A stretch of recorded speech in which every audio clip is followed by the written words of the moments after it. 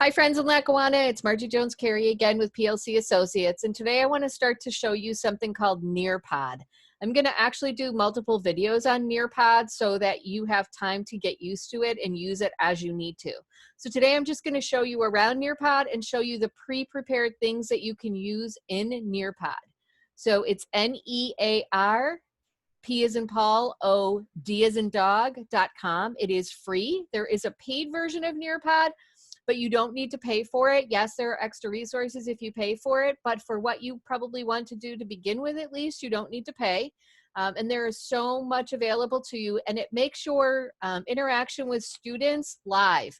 So you'll be able to use draw it tools and polls and open-ended questions, and you can create quizzes, and you can play games, and you can link it to Flipgrid or Kahoot or other things. So let me take you in and show you a little bit about nearpod. So again, this one is just about the basics of nearpod and how to basically use nearpod.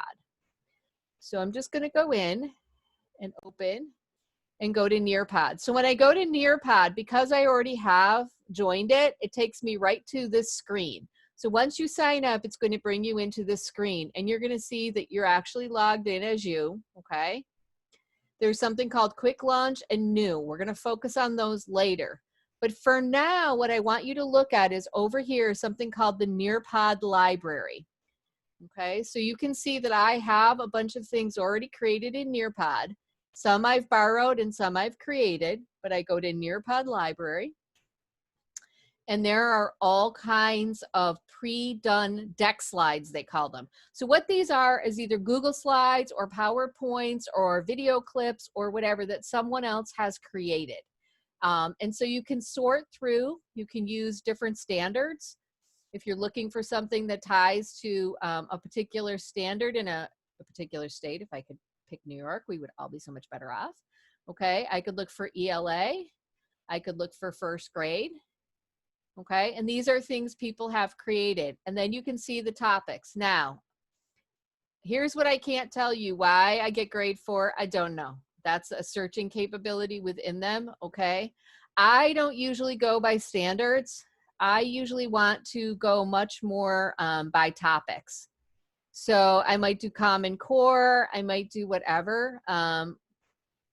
So I don't generally do that. So I'm gonna go back before I picked standards. I can look for lessons or videos. You can use this, but I don't really encourage it.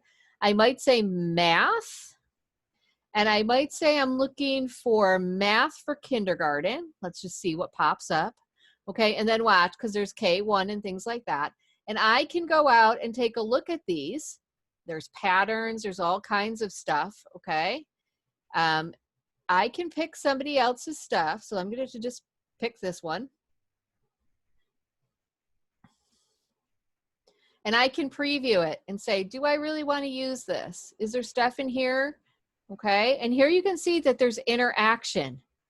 Okay, so how many bananas are shown? This is already pre-done. And if you were working with students virtually, you could launch this live with students and you would be able to see them answer as they go.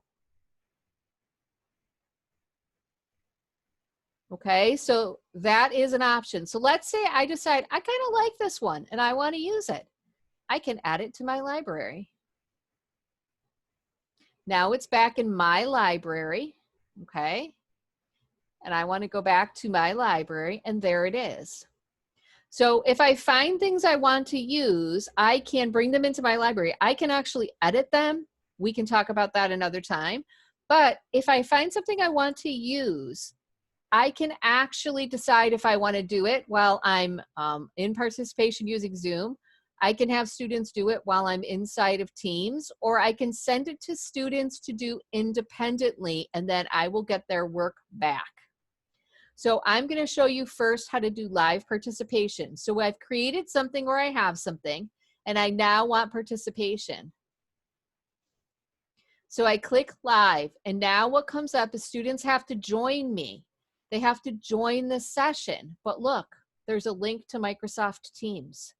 So if I was doing this virtually, okay, I could just click on Microsoft Teams. I find my team. and I say, please log in to this link.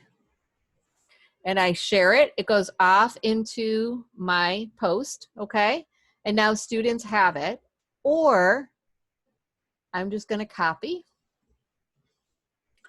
And I go to join.nearpod.com.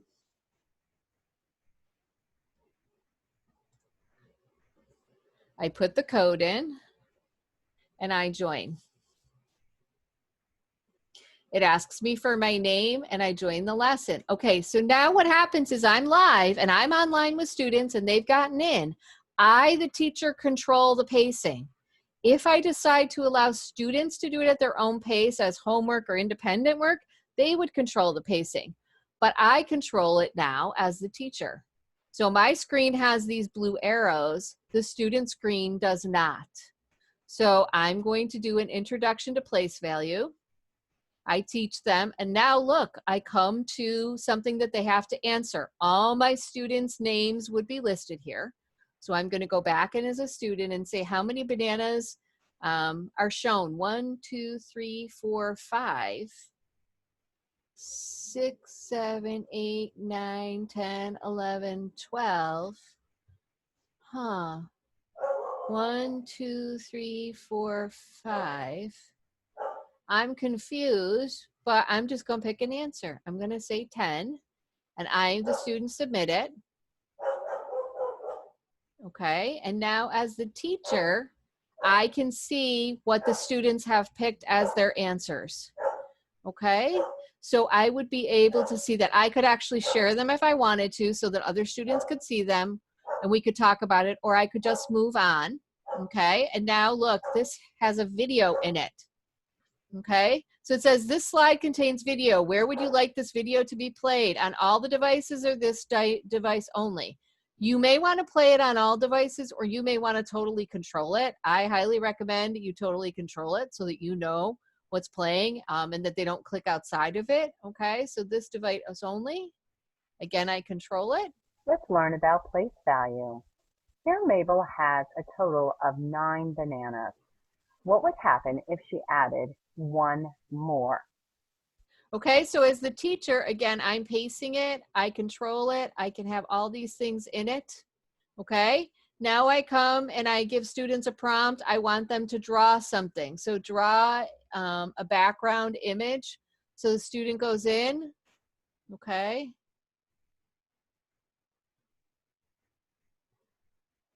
Let me go back. Oh, Mabel has 9 bananas. What would happen if she had 1 more? It's awaiting my drawing. Okay. I pick my tool. I pick my color. So how many bananas do you see? Make bundles of 10. Whatever they would do. When they're done, they submit. I can edit if I want. Okay, let's say I didn't like that. I can go back and pick a different tool. I can edit my answer and finally submit. Okay, and now my teacher can see my answer. Okay, so she can click on it, he or she, and see my answer. So that's as far as I want to take you right now in this short video about Nearpod. So again, in order to use Nearpod, we go to nearpod.com. We go in and we'll actually see my library tools. We go into Nearpod library, we search for resources, we bring them into our own library, and then we decide how we want to share them with students. That's all I'm going to do for this video. My next video up, I will show you how to create and use tools inside of Nearpod. But hopefully this helps you. I highly encourage you to sign up for Nearpod and at least look around so that the next few videos will make more sense to you.